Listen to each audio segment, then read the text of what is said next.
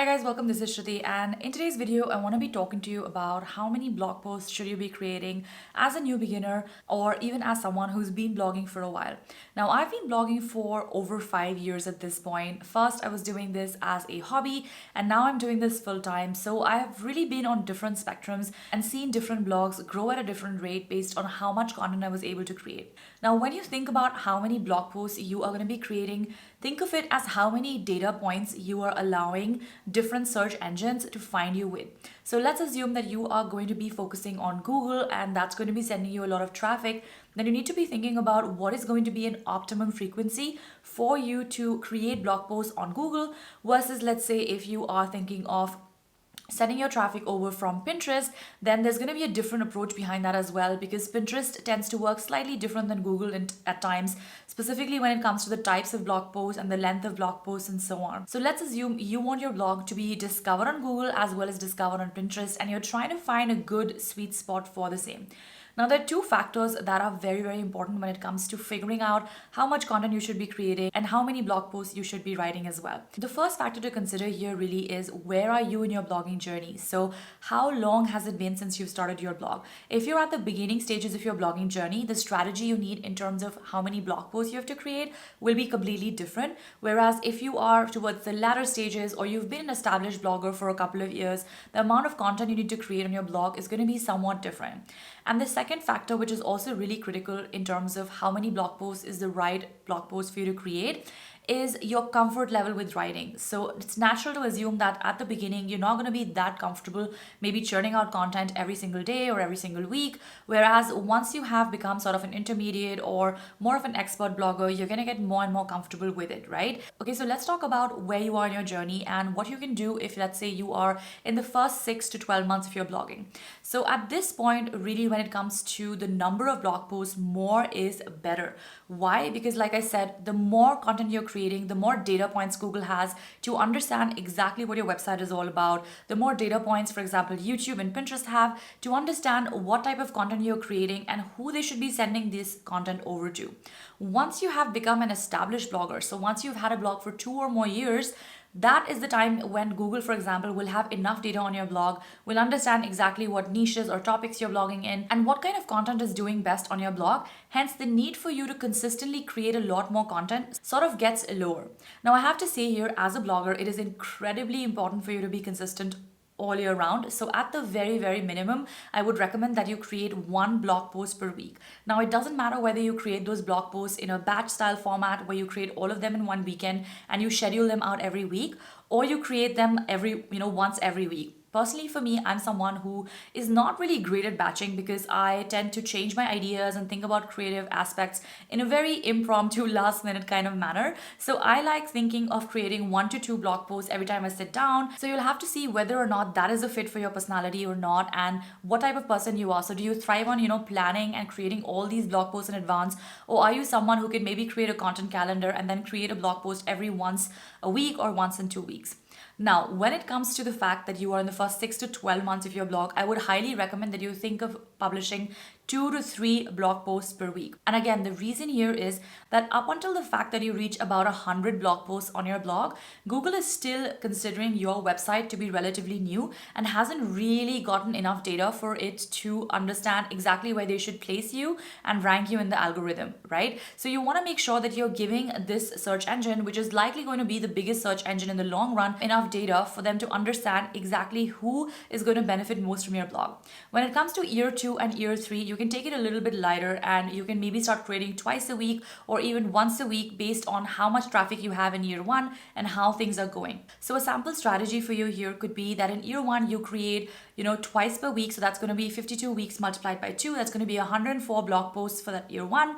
For year 2, you can maybe average 1.5 per week. So something like that, or even 2 per week if you want. And then by year 3, you can really push towards once a week because I think that's more than enough, because you would have already created 150, 200 blog posts. So you can kind of ride on that existing traffic as well. Now, what's really, really important here, even more than creating, a certain number of blog posts, is how often and how consistently you do them. So instead of you creating and publishing all the 4 blog posts on one day, I would rather that you space them out over 4 weeks or over 2 weeks in order for the search engines to understand that you are a consistent blogger who is putting in consistent effort and is showing up on the search engine pretty much regularly. You don't want to be seen as an inconsistent publisher of content, because that is not going to really help your rankings in the long run. Now think about it. Why is it that news websites or media websites or magazines tend to be usually ranking pretty high fairly soon? Because the volume and consistency of their content is quite high. Now obviously the amount of blog posts you can create as a solopreneur is not going to match what a media empire can create, but you do want to take some lessons into practice, and that's going to be, first of all, create enough of a disruption in your particular niche. So make sure to create at least 2 to 3 blog posts in the beginning, and then you can trickle that out down to 1 as your blog matures. And also make sure to do it consistently. So if you have a schedule of posting once every week, make sure you stick to it as often as possible. Okay, so the second factor that I spoke about, which is your level of comfort with writing, is going to depend on who is actually creating the content in the blog. So I know many bloggers who have had a lot of success by creating everything by themselves for the first 1 to 2 years. And I also know bloggers who have seen success by outsourcing some or all of the content that they create on their blog. Now, this is a strategy that I really think depends on where you are in your blogging journey and how you think about your blog. So at the beginning of my blog, when my blog wasn't really making any money and I was sort of doing it as a hobby, it was me who was doing all of the content creation. And as a result of life happening and different distractions coming up, I wasn't really able to stick to a schedule and do it properly. However, once I started to monetize my blog with ads and affiliates and all of that, I then started to have a stream of income regularly coming in, and I, being the business-minded person that I am, I started to reinvest in my blog. So instead of taking that money out as profit, I was reinvesting that into hiring people who could create content for my blog. So very early on with my lifestyle blog, which I think was about 6 to 8 months, which is how long it took for me to monetize that blog, I directly hired someone who would then start creating 2 to 3 articles every single month. And on top of that, I was creating articles as well. So together we would be creating about 2 blog posts a week, which is exactly the frequency that I told you that you should be creating content in, specifically as a new blogger. And of course, as your blog grows, as it matures, you may decide to outsource all of the writing completely, and you might decide to focus on something else. So as a matter of fact, right now, I barely, if ever, write consistent blog posts. And usually the blog posts that I am creating are directly related to business or learnings or lessons about entrepreneurship and so on and so forth. However, a lot of the writing and a lot of the social media production is outsourced for me, because I know that even though it is a great part of my business, that is something that I cannot dedicate so much time and attention to, because I have other things in my business which require more of my attention. So as a solopreneur or as someone who has just started a blog, it will most likely be you who is going to be creating this content on a regular basis. And in that case, you can give yourself a fair deadline, which is not pushing too hard on yourself, but still making sure that you show up consistently. So even if you can create 1 blog post per week, that's better than creating none. So make sure that you stick to that self-imposed deadline. But if you do have a little bit of room in order to hire someone to outsource a little bit of the content, I would also recommend that you look into it and see if that's something that you can also do, because the quality and the quantity of your blog posts is definitely going to influence how fast your blog grows and how much traffic you can garner in the long run. And now once you've decided how many blog posts you want to be creating and you have kind of come up with that number and you're sure of it, I want to leave you with 2 tools that I think have been monumental in me, creating content regularly and having that always this content bank going, which is a stream of ideas that I have, which I can pick up and either do myself or outsource to a team member. So number 1 tool that I recommend specifically for checking your grammar and checking, making sure that you haven't made any stupid typos or mistakes is Grammarly, which you can use as a Chrome extension. So once you've finalized your blog post, just run it through Grammarly and see if there are any quick fixes that you can make in order for you to fix that. Another tool, which is one of my favorites, is called Key Search, which is a keyword research tool. And they have this feature called Content Assistant, which really helps you figuring out whether or not you have used enough keywords, whether you've used and formulated the keywords in the right way, and so on and so forth. And I really, really love that, because a lot of the times new bloggers just tend to stuff all the keywords in and not really space them out in an organic way, and that negatively impacts their rankings.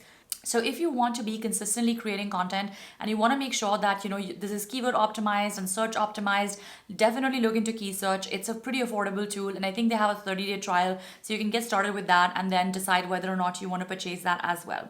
Another tool that I want to mention, which has also been really monumental in keeping my head sane and helped me really figure out exactly what's going on at the team level, is Trello, which is a very simple Kanban based productivity tool. So if you have a certain content calendar and you know you're going to be creating these 4 blog posts, you can just simply create 3 columns in Trello, which is going to be, ongoing, getting approved and then done or published, and create those different columns and then move these, cards around, so you know exactly which content has been created and which is still in progress, or which is, which still needs some work. It really helps you see kind of a visual picture of where you are.